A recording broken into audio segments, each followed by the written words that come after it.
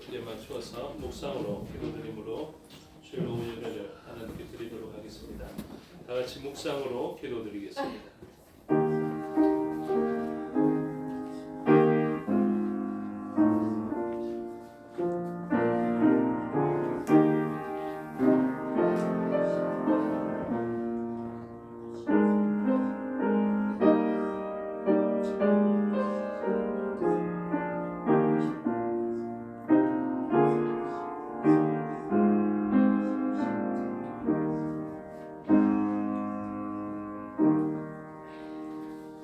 우리의 신앙을 사도신경으로 고백하겠습니다. 나는 전능하신 아버지 하나님 천지의 창조주를 믿습니다. 나는 그의 유일하신 아들 우리 주 예수 그리스도를 믿습니다. 그는 성령으로 잉태되어 동정녀 마리아에게서 나시고 본디오 빌라도에게 고난을 받아 십자가에 못 박혀 죽으시고 장사된 지 사흘 만에 죽은 자 가운데서 다시 살아나셨으며 하늘에 오르시어 전능하신 아버지 하나님 우편에 앉아 계시다가 거기로부터 살아있는 자와 죽은 자를 심판하러 오십니다. 나는 성령을 믿으며 거룩한 공교회와 성도의 교제와 죄를 용서받는 것과 몸의 부활과 영생을 믿습니다. 아멘. 찬송가 342장 찬송 드리겠습니다. 찬송 후에 김행숙 권사님 기도 인도하시겠습니다.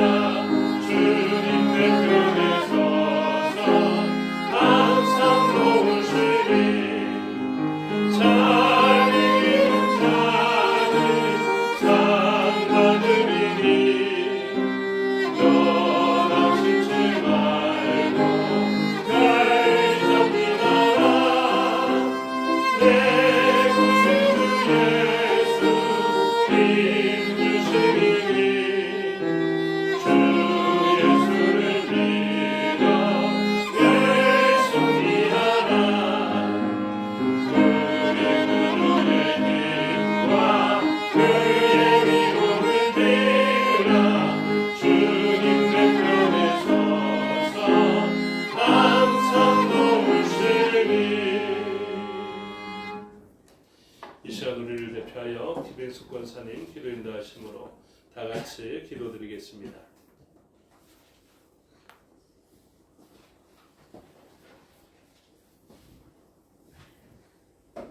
이 세상을 창조하시고 하나님의 섭리대로 주관해 가신 아버지 하나님, 그 크신 사랑을 감사드립니다. 죄로 인해 죽었던 저희들을 예수님의 십자가의 피를 의지하고 하나님께 나와 감사와 찬송을 올려드립니다.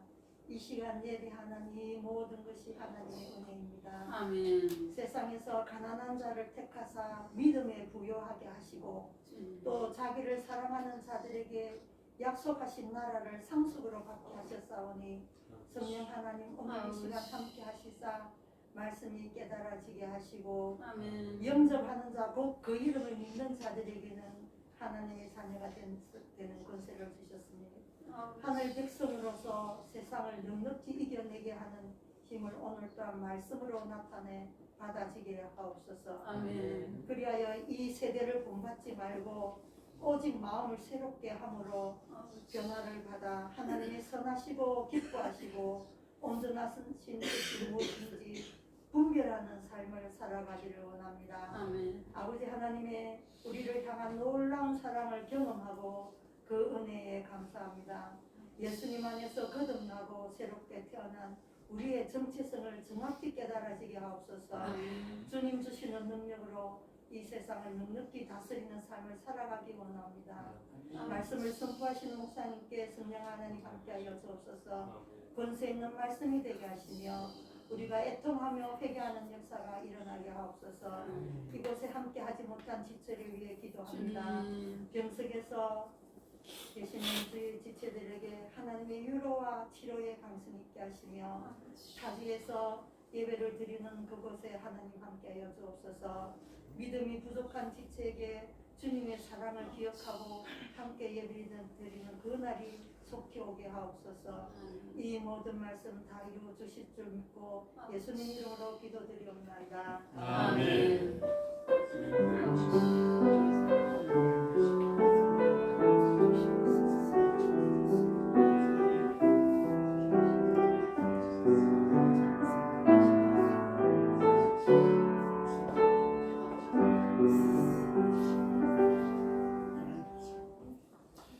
감사합니다. 하나님 말씀 보시겠습니다. 마가복음 8장입니다. 신약 성경 67페이지 정도 있습니다.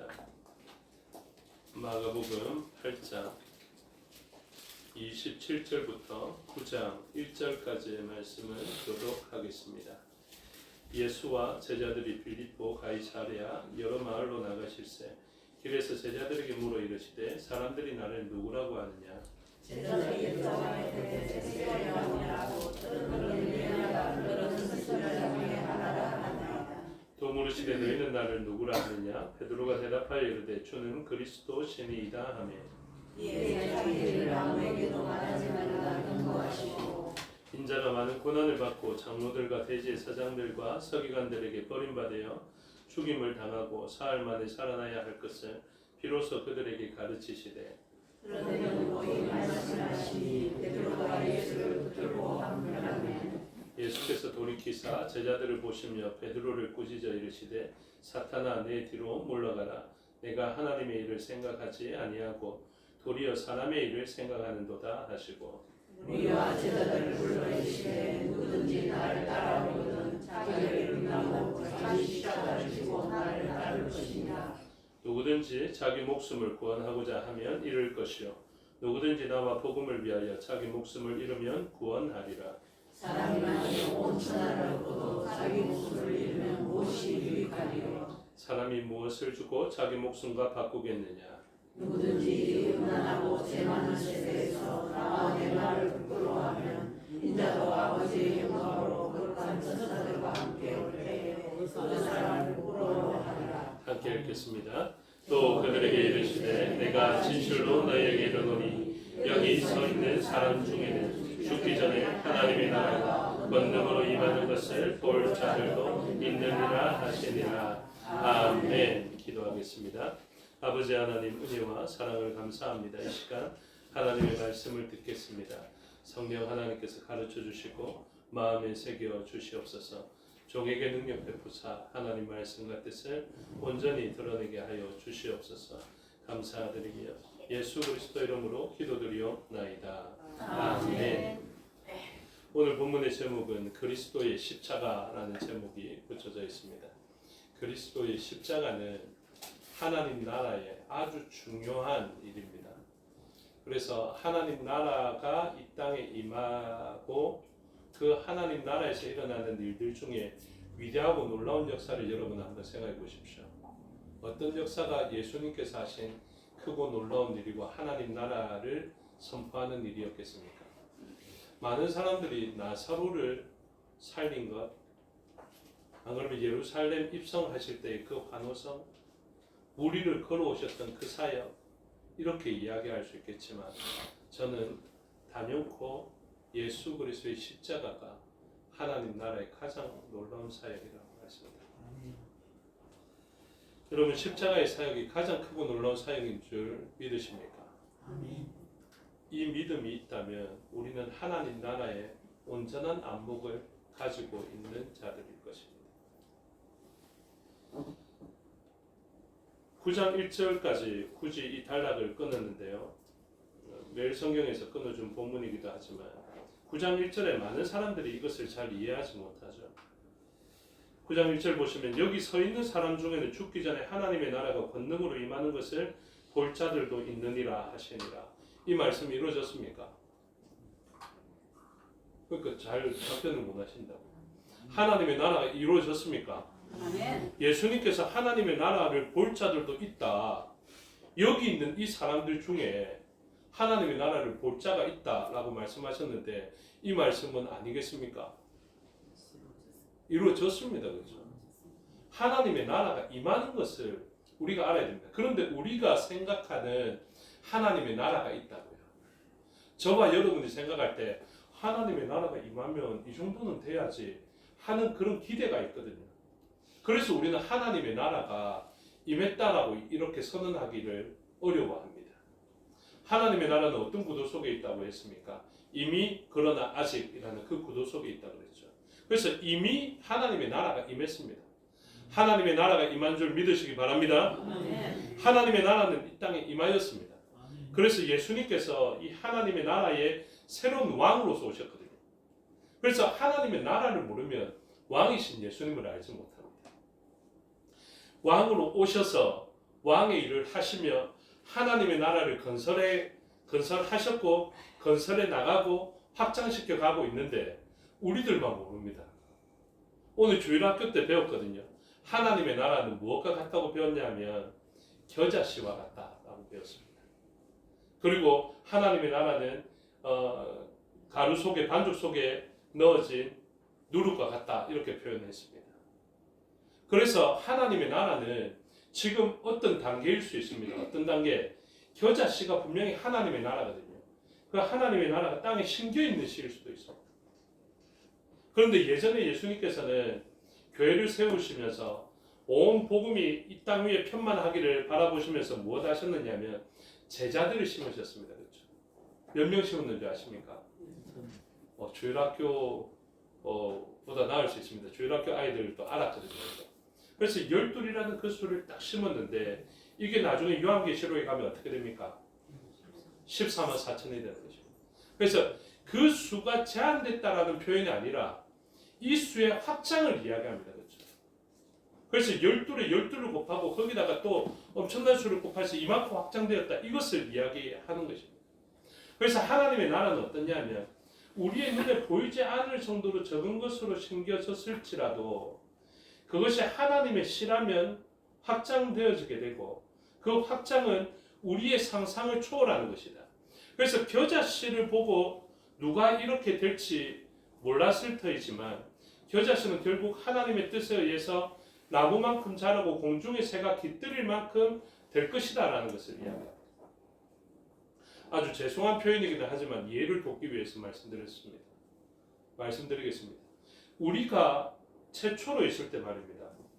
정자와 난자로 있게 되었을 때 누가 한 사람 정자를 본 사람이 있습니까? 없습니다. 그렇죠? 근데 그 정자와 난자가 만난 이후에 새로운 세계라는 그 엄마의 뱃속이라는 세계 속에 들어가게 되고 그 세계가 끝인 줄 알았지만 또 다른 세계가 있어서 이 땅 위에 나오게 되었는데 지금 저를 이루고 있는 것이 무엇이겠습니까? 그 작은 것에서 요즘 제 아들이 저보다 더 크기 때문에 저만큼 됐다니까요. 그러니까 이 작은 것이 넓혀지고 확장되어지는 그 신비를 예수님께서 이미 하나님의 나라의 그 도면으로 청사진으로 계획하고 계신다라는 것입니다. 그래서 오늘날 우리들은 무엇 해야 되냐면 하나님의 관점으로 온전하게 하나님 나라에 속한 백성으로서 살아갈 수 있어야 됩니다. 이게 쉬운 것 같지만 쉽지 않습니다. 왜냐하면 우리는 자꾸만 눈에 보이고 만져지는 세계에 익숙하기 때문에 보이지 않고 만져지지 않는 세계에 대해서는 잘 인정하려 하지 않습니다. 오늘 주일학교를 가르치면서 누룩의 두 가지 종류가 있다라고 말씀을 드렸거든요. 이 하나님의 나라로 언급되어져 있는 누룩, 적은 것이 들어갔지만 많은 것으로 부풀게 하는 이 누룩에 대해서 살펴보았는데, 오늘 본문을 잘 보시면 누룩을 조심해라 하는 누룩이 있습니다. 그 누룩이 무엇이냐면요, 바리새인의 누룩과 그리고 헤롯의 누룩을 주의하라라고 말씀하십니다. 8장, 같은 8장입니다. 8장 15절을 보십시오.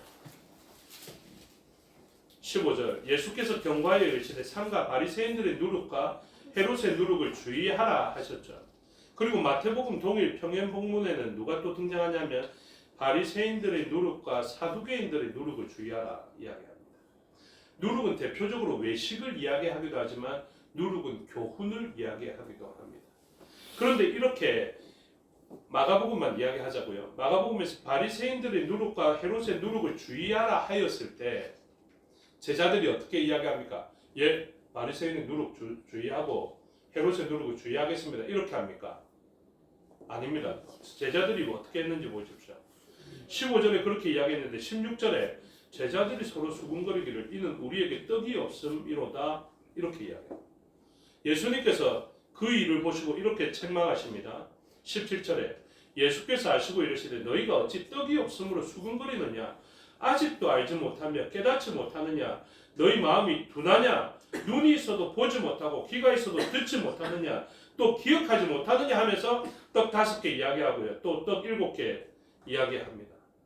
이게 뭐냐 하면요, 지금 예수님께서 펼쳐 보이시는 하나님의 나라를 제자라고 이야기하는 그 예수님 측근에 있는 사람들조차도 잘 이해하지 못하고 깨닫지 못하고 알지 못하고 눈이 있어도 보지 못하고 귀가 있어도 듣지 못하고 기억하지 못하고 있다는 거죠.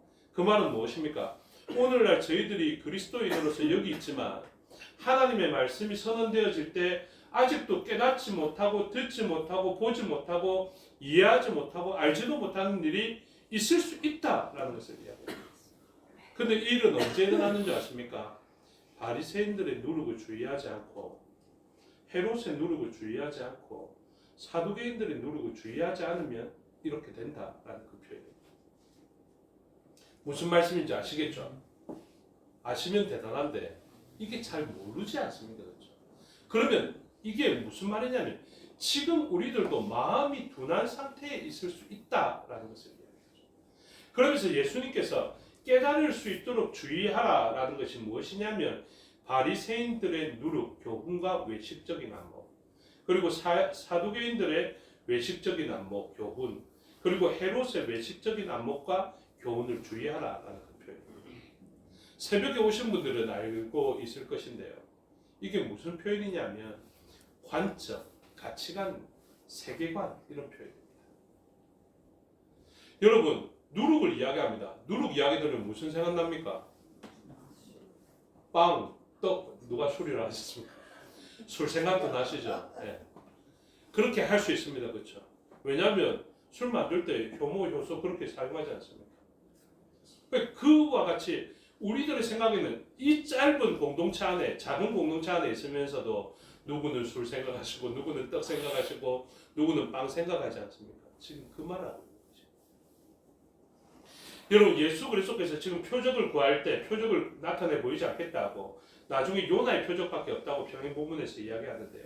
지금 이 말이 무슨 말이냐면 표적을 예수님께서 딱 나타내셨지 않습니까? 오병이어를 딱 나타내셨습니다. 그러면 사람들은 어떤 관점에 있습니까? 이분이 메시아인가? 라는 관점을 가지신 분이 있겠고, 어떤 사람은 와 신기하다, 이분 따라다니면 빵 굶을 일 없겠다, 떡 굶을 일 없겠다 이렇게 생각하시는 분이 있겠죠. 예수님께서 제자들을 부르시면서 내가 너희를 사람을 낳는 어부로 만들어 주겠다라고 이야기를 했습니다. 그때 어부들은 어떤 생각을 했을까요? 이분 따라다니면 물고기 많이 잡을 수도 있겠다, 혹시 이렇게 생각할 수 있었던 것은 아닐까요?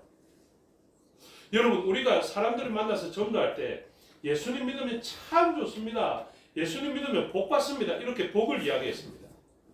그때 세상 사람들은 어떻게 이 복을 해석할까요? 예수님 믿으면 건강할 수 있다라고 해석하는 사람도 있을 것입니다. 예수님 믿으면 돈 많이 번다라고 생각하는 사람도 있을 것입니다. 그러니까 이 다양한 관점들을 누가 가지고 있었냐면 바리새인과 사두개인과 헤롯이 가지고 있었습니다. 헤롯은 예수님을 만날 때 어떻게 합니까? 동방 박사들에게 내가 그분을 경배하겠다라고 이야기하죠. 근데 헤롯은 경배할 수 없었습니다. 왜요? 이 다른 왕이 나면 자기의 자리를 위협하니까 죽여야 되겠다 하면서 유아학살로 일어나게 되죠. 동방의 박사들은 이분께 왕으로서의 예우를 하기 위하여서 황금과 몰약과 유향을 주겠다라고 그분을 찾고 있는데 헤롯은 죽이기 위하여서 왕을 찾습니다. 바리새인들은 어떨까요? 이 사람에 대해서 어떻게 생각하냐? 구약적 관점 속에서 살펴보게 돼요. 사두개인들은 어떻습니까?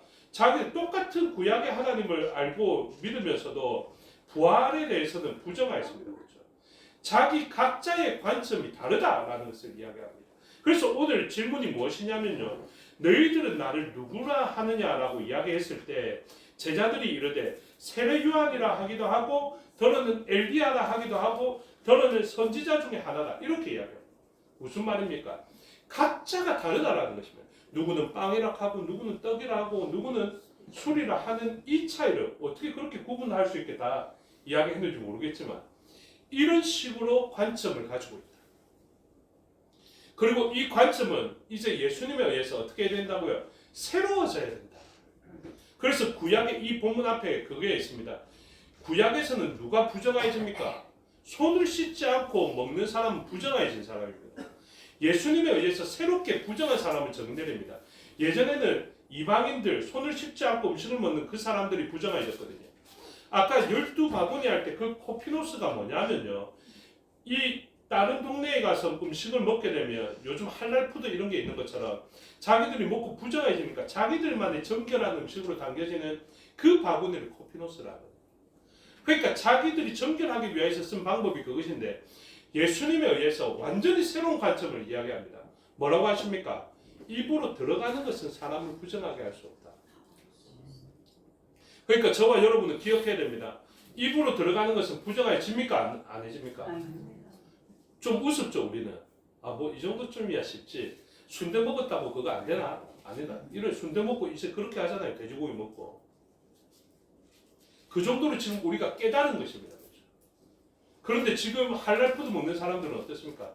돼지고기 주면 큰일 납니다. 그렇죠? 왜 그렇습니까?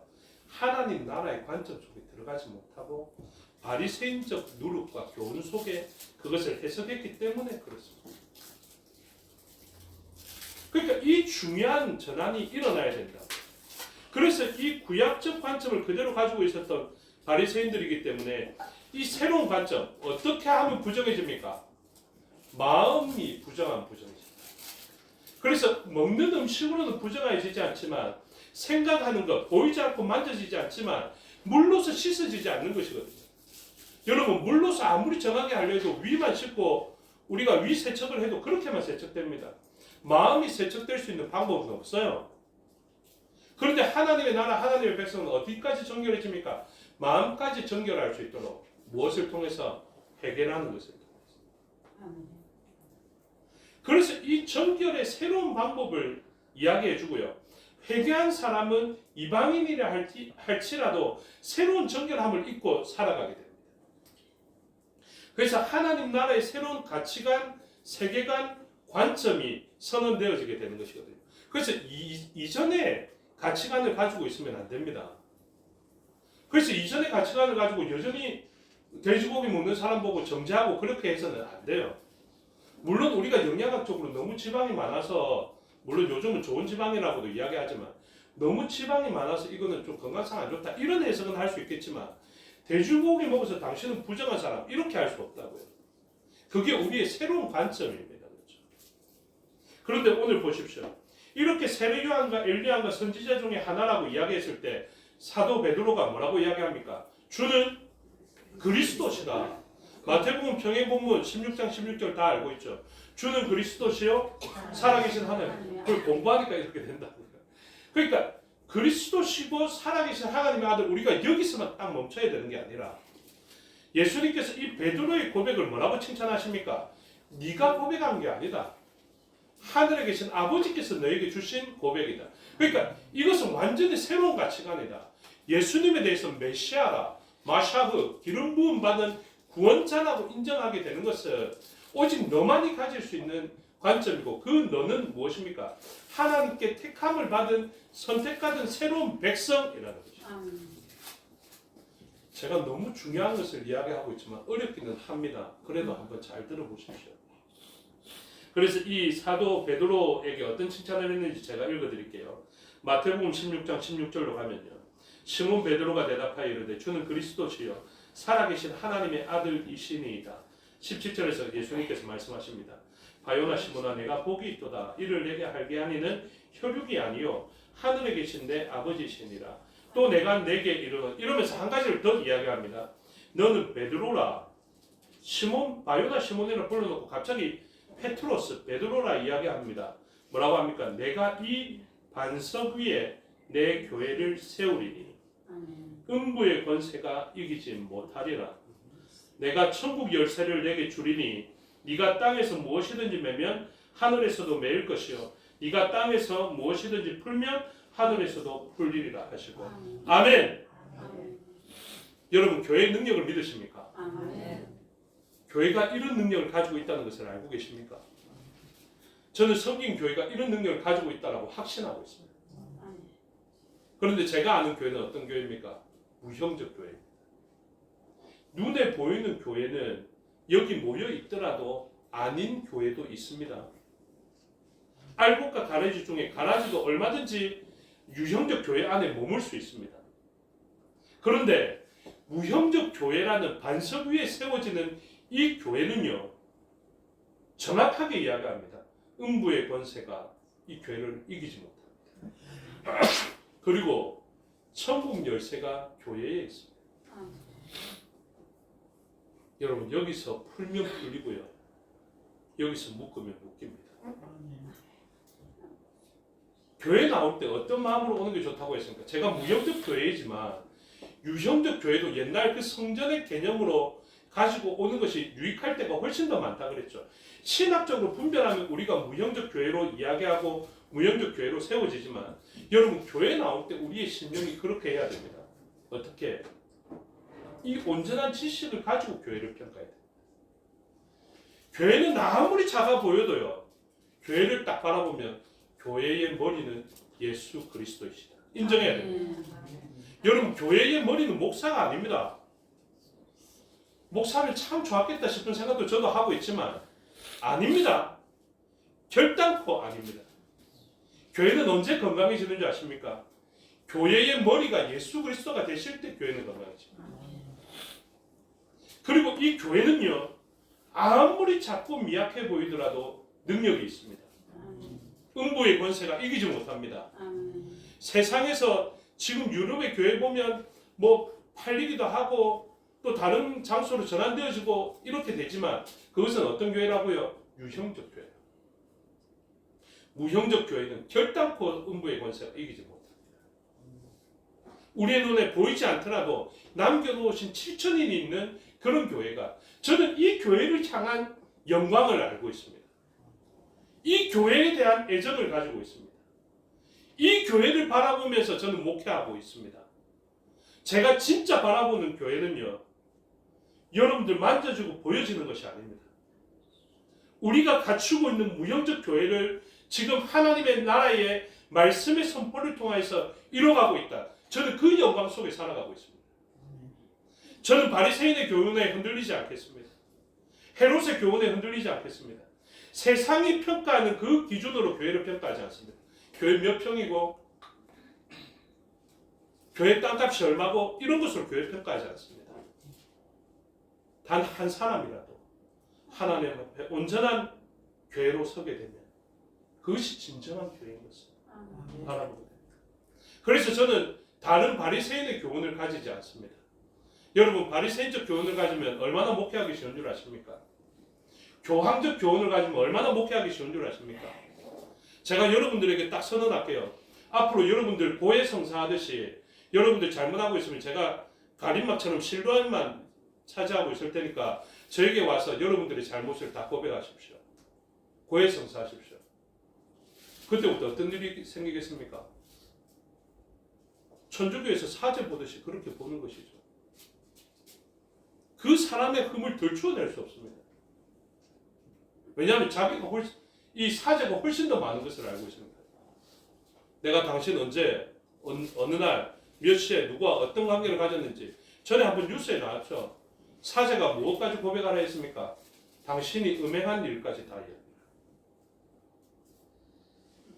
그렇게 하면 그 사제를 어떻게 보겠습니까? 그런데 이러한 교훈이 들어오면요, 교회는 무너집니다. 온전한 관점을 가지고 바리새인의 교훈도 안 됩니다. 세례 요한이 아무리 훌륭하지만 세례 요한이 제자에 머물러서도 안 되고요. 모세가 아무리 위대하지만 모세의 제자로 머물러서도 안 됩니다. 아무리 사도 바울이 유능하지만 그 사람이 제자에 머물러서는 안 됩니다. 오직 예수 그리스도의 제자로 그분의 교훈을 받아서 있어야 합니다. 아멘. 그래서 우리가 받아야 되는, 그리고 관점을 가져야 되고 가치관을 가져야 되고 세계관을 가져야 될 때 그 가치관을 가지고 한마디를 이야기하고 하나의 결정을 하고 하나의 행동을 해야 합니다. 이게 중요합니다. 그래서 교회에서는요, 성경에서 지지할 수 있는 부분들만 이야기해야 됩니다. 오늘 본문에 우리가 그리스도의 십자가, 제가 아까 이야기했잖아요. 그리스도의 십자가가 하나님 나라의 사역에 아주 위대한, 가장 위대한 사역이다라고 말씀을 드렸죠. 예수님께서 비로소 선언하십니다. 어떻게? 8장 31절 다 같이 읽습니다. 시작. 인자가 많은 고난을 받고 장로들과 대제사장들과 서기관들에게 버림받아 죽임을 당하고 사흘 만에 살아나야 할 것을 비로소 그들에게 가르치시니, 이렇게 이야기합니다. 지금 뭐합니까? 이제 내가 하나님 나라를 이 땅에 가장 임팩트 있게 강력한 폭탄과 같은 그런 십자가의 능력을 펼쳐 보이겠다, 이 선언을 하시는 것이죠. 여러분, 교회의 관점을 가지고 하나님 나라의 관점을 가지고 이 사역을 보면 어떻습니까? 아멘 주 예수여, 아멘 주 예수여, 십자가로 가시옵소서, 십자가에 사역하시옵소서. 우리의 대속, 우리의 죄짐을 지고 우리는 이 죄를 감당할 수 없겠사오니 죄송하고 면목 없고 부끄럽고 수치스럽지만 제 죄를 맡겨드립니다. 죄송하지만 맡겨드릴게요. 제가 이 죄를 감당할 능력이 없으니까 주님께 맡겨드릴게요. 주님, 십자가를 통해서 해결해 주시옵소서. 그리고 새나라 새 백성을 형성하여 주시옵소서. 이렇게 돼야 되지 않겠습니까? 누군가 십자가 지러 간다 하면, 누군가가 선교사로 지원하겠다 하면, 누군가가 북한에서 순교하겠다 하면 교회는 어떻게 해야 됩니까? 교회는 지지해야 돼요. 여러분, 바나바 바울이 아무리 교회에 필요했더라도 선교를 위해서 나간다 하면 지지해 줘야 돼요. 오늘 우리들의 가치관만이라도 누군가가 아주 잘 배운 청년 하나가 세상에서 진짜 유력하게 판검사 될 것 같은데 어느 한 날 갑자기 와갖고 제 선교사 하겠습니다, 제 아프리카에 선교하러 가겠습니다, 이렇게 이야기하면 세상 사람들은 네가 미쳤냐, 이렇게 이야기를 해요. 교회만큼 이 결정을 귀하게 해요. 여러분, 그게 교회의 가치가 아닙니까? 네 나중에 판검사 잘 돼갖고 그 예수 믿게 해라, 이렇게 가르쳐야 될 것이 아니라 이렇게 결정하는 이 사람, 이 청년 참 귀하게, 네가 이 믿음을 가졌으니 참 귀하다. 여러분, 근데 우리가 누가 그런 이야기를 할 사람이죠? 자기의 자녀가 그렇게 잘 배웠는데 제가 갑자기 선교하겠습니다, 이렇게 이야기하고, 우리가 기꺼이 참 귀한 결정이라고 이야기할 만한 믿음을 가지고 있는 것입니다. 여러분, 우리가 하나님 나라의 관점을 회복해야 합니다. 하나님 나라가 뭐라고 이야기를 합니까? 하나님 나라가 35절에 누구든지 자기 목숨을 구원하고자 하면 잃을 것이고 누구든지 나와 복음을 위하여 자기 목숨을 잃으면 구원할 것이고. 여러분, 우리가 구원하는 이 위대한 능력을 알고 있지 않습니까? 그렇죠? 그러면 이게 가장 큰 능력인 줄 알아야 되죠. 우리가 인정해야 될 것 아닙니까? 이 일이 귀하다라는 것을. 자기 목숨을 잃는 사람을 귀하게 봐야 될 것 아닙니까? 교회면. 우리가 세상의 교훈에 속지 않고 이 세대를 본받지 않으면 예수님께서 가르쳐 주신 것 아닙니까? 누가 더 귀한 삶을 사는 것입니까? 하나님의 나라를 위하여서, 예수님과 복음을 위하여서 목숨을 잃는 이 사람을 귀하게 봐야 될 것 아닙니까? 우리 이 관점 다 잃어버렸습니다. 어떻게 살아라고 이야기합니까? 24절에도 무리와 제자들을 불러 이르시되 누구든지 나를 따라오려거든 자기를 부인하고 자기 십자가를 지고 나를 따를 것이니라. 자기를 부인해라 하는데 누가 부인합니까? 교회를 위하여서 조금도 헌신하지 않으려고. 모두 다 자기 잘 사는 방법, 어떻게 하면 자기 편한지를 이야기하고 있고, 예수님 말씀 아닙니까? 자기를 부인하라는데 자기가 인정받지 않으면 그렇게 불쾌할 수 없습니다. 자기의 존재감이 떨어지면 그렇게 불쾌할 수가 없어요. 왜 그렇습니까? 세상의 풍조를 따르기 때문에.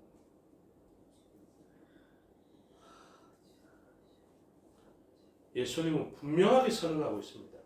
어떤 사람이 하나님 나라에 정말로 구원을 베풀 수 있는 능력자이고 구원의 통로고 축복의 통로이냐? 그것은 놀랍게도 이 전환을 가진 사람, 자기를 부인하고 자기 십자가를 지고 따라가는 사람, 예수님을 위하여 복음을 위하여 목숨을 잃는 자, 이 사람이 참된 구원의 통로이고 축복의 통로이다. 이것을 아멘 하시기 바랍니다. 여러분, 저와 여러분은 어떨 때 능력자가 되는 줄 아십니까? 세상 사람들이 높이고 스펙 갖고 높이고 학력 갖고 높이고 많이 배웠고 많이 모았다고 크게 지었다고 이래서 훌륭해지는 사람들이 아닙니다. 우리는 언제 훌륭해집니까? 신앙적으로 훌륭해질 때 훌륭해집니다. 자기를 부인하고 결단하십시오. 여러분, 내가 부인하겠다. 나는 없다. 내 인정받지 않아도 된다.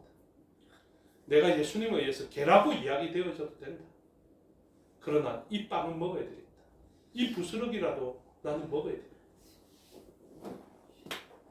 얼마나 많은 교회들조차도, 그리스도인들조차도 이 세상의 풍조를 따라서 세상에서 유력해지고 유명해지면 그 사람이 유명해져서 우리가 그 사람 가르침 받겠다 이렇게 가는지 모릅니다.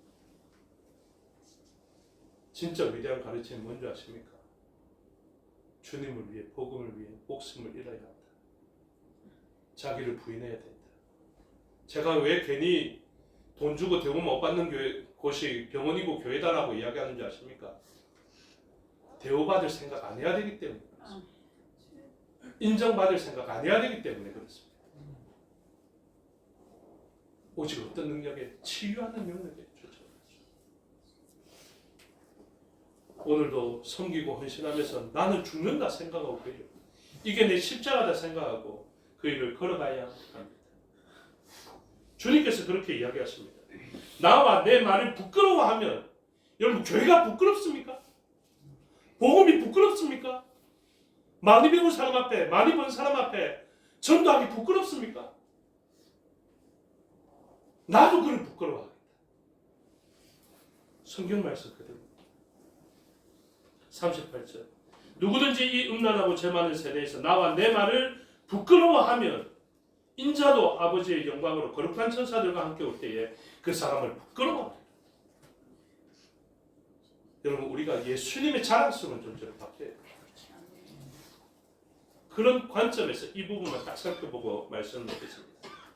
그 위대한 고백을 했습니다. 베드로가 주는 그리스도 신이다 이렇게 이야기했는데 31절에 십자가를 이야기하고 사흘 만에 다시 살아나야 될 것을 비로소 그들에게 가르치시니까 32절에 드러내놓고 이 말씀을 하시니 베드로가 예수를 붙들고 못합니까? 항변하매. 여러분, 여기에서 베드로를 자기라고 생각해 보십시오. 그냥 좀 쉽게 이야기할게요. 제가 사랑을 받든 미움을 받든 재건성인교회 이난열 목사가 갑자기 제가 지금 십자가지로 가겠습니다 했습니다. 여러분도 어쩌시겠습니까? 안녕히 가세요 할 겁니까? 네. 제 선교하러 간다, 순교하러 간다. 북한에 갑자기 지하교회 가서 뭐 이렇게 하겠다 이러면 여러분들 어떻게 하겠습니까? 잘 가세요 할 겁니까?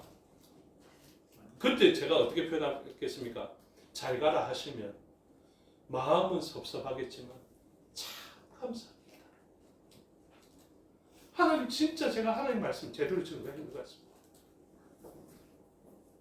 제가 그 십자가 길을 가겠다 할 때 이분들이 말리지 않고 흔쾌히 가라 해주시니 하나님 정말로 감사합니다. 마음은 섭섭할지라도 그렇게 돼야 되는 것이죠.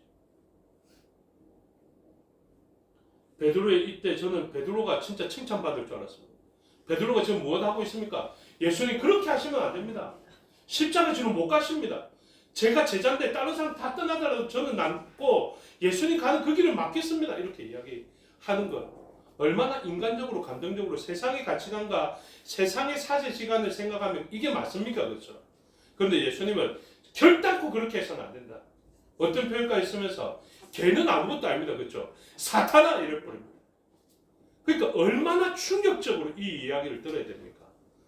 여러분 말도 보려고 생각하신 분들 이 외침 그대로 들으셔야 돼요. 사탄적 개적도 아닙니다. 오늘 설교가 너무 과격하지만 개 정도가 아니라 사탄적. 분명하게 이야기합니다. 33절에 예수께서 돌이키사 제자들을 보시며 베드로를 꾸짖어 이르시되 사탄아 내 뒤로 물러가라. 네가 하나님의 일을 생각하지 아니하고 도리어 사람의 일을 생각하는 도다. 이렇게 해요.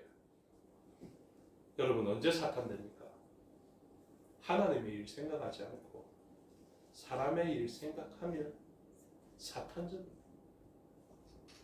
세상의 가치관 그대로 받아들여요.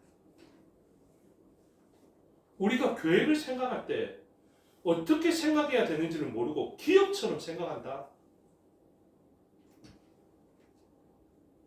진짜 사탄적이다. 이렇게 표현합니다. 세상의 가치관 그대로 들고 오고 기업의 운영 방침 그대로 들고 오고 교회를 평가하면서 그대로 평가하고 세상적 교훈과 가치관을 가지고 바리새인의 누룩과 사두개인들의 누룩과 헤롯의 누룩을 그대로 가지고 일들을 평가하게 됩니다. 이런 일들을 도래하게 됩니다. 여러분 감정적으로는 제가 충분히 이해됩니다. 베드로가 예수님을 막은 일 저도 충분히 공감됩니다. 어쩌면 저도 예수님 옆에 있었다면 예수님 이길 만큼은 안 됩니다. 차라리 저를 밟고 가십시오. 이렇게 했겠습니다. 그런데 성경에서 그렇게 아주 잘 감정적으로 대처하고 예수님을 공경한 것 같지만 이남열 목사 너가 그렇게 예수님을 가로막으면 그것은 사탄적입니다. 오늘 우리들의 깨뜨려야 할 누룩이 있습니다. 세상적 가치관 기준 모두 다 내려놓을 수 있는 은혜가 있기를 바랍니다. 그래서 온전하게 교회를 평가하고 교회가 아무리 작더라도요 우리는 어떻게 봐야 됩니까? 음부의 권세가 이기지 못하고 천국 열쇠를 가지고 있는 이 땅에서 묵으면 묶이고 이 땅에서 풀면 풀리는 그런 역사 사닥다리가 이 땅과 하늘과 직결되어져 있는 교회다라는 것을 기억하셔야 됩니다. 그리고 우리는 이곳에서 세상의 일을 생각하고 사람의 일을 생각해야 될 것이 아니라 하나님의 일을 생각해야 됩니다. 오늘도 사람의 일을 생각하면 성교 못합니다. 그런데 하나님의 일을 생각하면 성교합니다. 그런 생각의 전환을 이루어서 누룩을 조심하고 참된 교훈으로 살아가는 저와 여러분이 되시기를 주님의 이름으로 축복합니다. 기도하겠습니다. 아버지 하나님 은혜와 사랑을 감사합니다. 제자를 향하여서 사탄이라 표현한 이방인을 향하여서 개라고 표현한 그 표현보다 이루 말할 수 없는 가장 강력한 표현이 오늘 본문에 나타나 있습니다.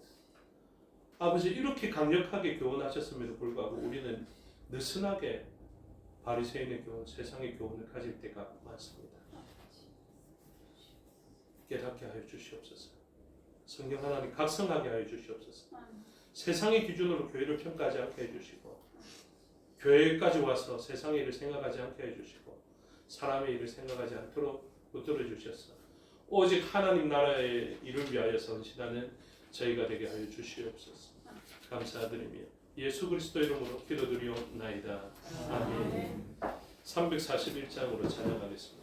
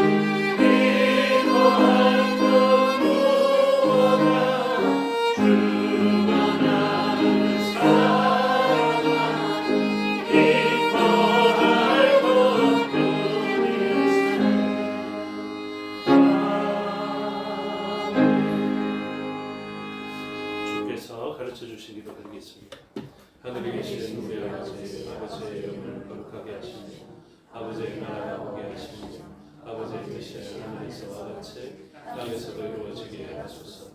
오늘 우리에게 일용할 양식을 주시고 우리가 우리에게 잘못한 사람을 용서하여 주것 같이 우리 죄를 용서하여 주시고 우리를 시험에 빠지지 않게 하시고 악에서 구하소서.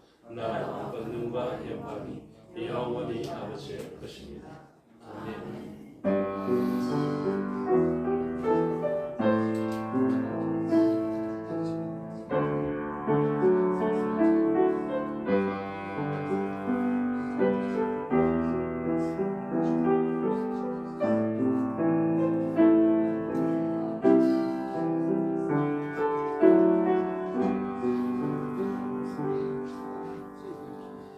감사합니다. 주일로 예배 순서를 마치겠습니다. 신앙도 마칩니다. 평강하십시오.